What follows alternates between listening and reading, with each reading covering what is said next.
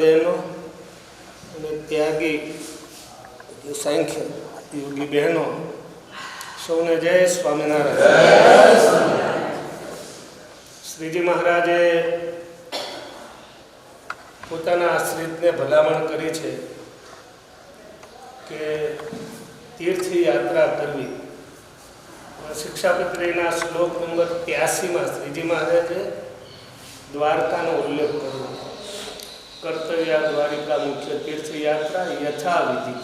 એમાં બે બાબત લખી છે, યથાવિધિ અને યથાશક્તિ. યથાશક્તિ એટલે શારીરિક શક્તિ અને સંપત્તિ શક્તિ. આ બેને કેન્દ્રમાં રાખી અને સ્વામિનારાયણ ભગવાને યાત્રા કરવાની વાત કરી છે. શારીરિક શક્તિ હોય અને આર્થિક એટલે પૈસાની સગવડ ના હોય તો શ્રીજી મહારાજે યાત્રા કરવાની એવી ભલામણ કરી નથી. જેમ કે કોઈ દેવું કરી અને યાત્રા કરવા જાય તો મહારાજને ગમતી વાત નથી. પછી યથાવિધિ આવે. યથાવિધિ છે એ બહુ સમજવા જેવી છે. તમે બધા ઉંમરલાયક છો એટલે એમાં બહુ પ્રોબ્લેમ ના થાય. બાકી યુવાનો હોય તો એમને ઘણું બધું ધ્યાન રાખવું પડે. તમારી યાત્રામાં સાંખ્યયોગી બહેનો છે એટલે તમારો ધર્મ એ ચોક્કસ સચવાવશે. કારણ કે આપણે જ્યારે યાત્રા કરવા જતા હોય ત્યારે આપણે બધું નિયમ ધર્મનું પાલન કરવું જોઈએ.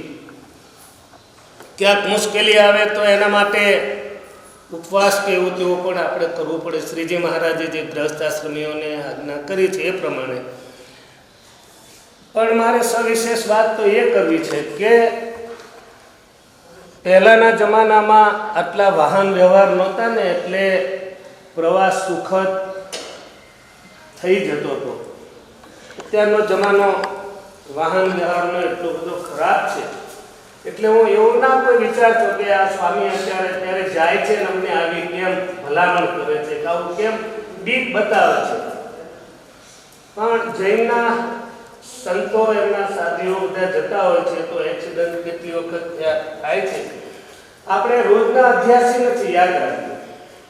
જ્યારે જૈનના સાધુ એમના સંતો કે એમની સાધીઓ એ બહુ વ્યવસ્થિત ચાલનારા હોય છે. કારણ કે એમને તો રોજે પગપાળા જવાનું છે. માત્ર એક ચાતુર્માસની અંદર જ એ લોકો સ્થાયી કોઈ પણ સ્થાનમાં રહેતા હોય છે. એટલે જ્યારે પણ જઈએ તો લાઈનમાં ચાલીએ આપણે. અને એમાં જે વ્હાઈટ પટ્ટી છે એની અંદરના જ ભાગમાં આપણે ચાલવું જોઈએ.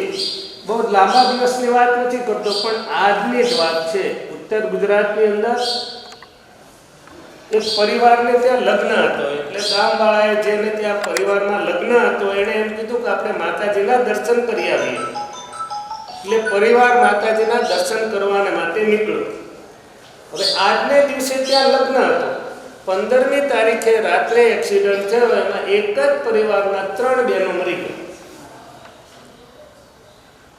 હવે લગ્નની જગ્યાએ ઘરમાં માથાકૂટનો પાર નહીં, બરોબર? એટલે તમે ચાલો તો બહુ ધ્યાન રાખીને ચાલજો. ચોક્કસ તમારી સાથે ભગવાન હશે. તમે એટલી સારી ભાવનાથી નીકળ્યા છો. તમે બધા જ હરિભગત છો. હું તો આમાં કોઈને ઓળખતો નથી. આ એક ફક્ત હરિભાઈને ઓળખું છું. એ શાહપુરવાળા છે એટલે નજીકમાં.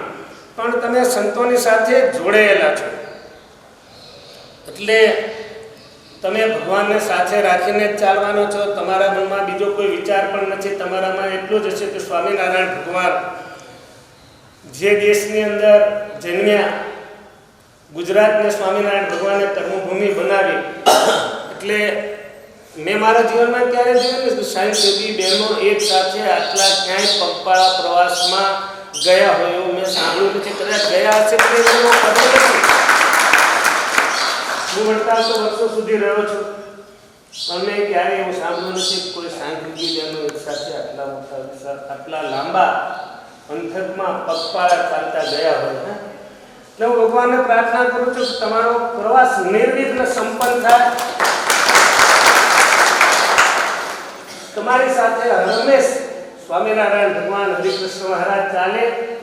બાકી તો હનુમાનજી મહારાજ છે આપણી સાથે. શ્રીજી મહારાજે આપણને ભલામણ કરી છે કે ક્યાંક માથાકૂટ હોય તો આપણે હનુમાનજી મહારાજને પણ યાદ કરવાના છે. એટલે તમારો પ્રવાસ સુખદ રીતે સંપન્ન થાય એવી ભગવાનને પ્રાર્થના કરું. પણ ખાસ તો મારે તમને આટલી ભલામણ કરવી છે કે તમે ચાલવામાં બહુ ધ્યાન રાખજો. વાહન વ્યવહાર એટલો બધો ખરાબ રીતે લોકો ચલાવતા હોય છે ને કે માથાકૂટમાં આપણે ના મૂકીએ. સારી રીતે પ્રવાસ કરીને આવો. છપૈયા એ સ્વામિનારાયણ ભગવાનની જન્મભૂમિ છે. સ્વામિનારાયણ ભગવાન એ છપૈયામાં જન્મ્યા. સ્વામિનારાયણ ભગવાન ત્યાંથી પછી પગપાળા માતા પિતાને વિદાય આપી અને સ્વામિનારાયણ ભગવાન લોજ સુધી ચાલતા ચાલતા ચાલતા આવ્યા.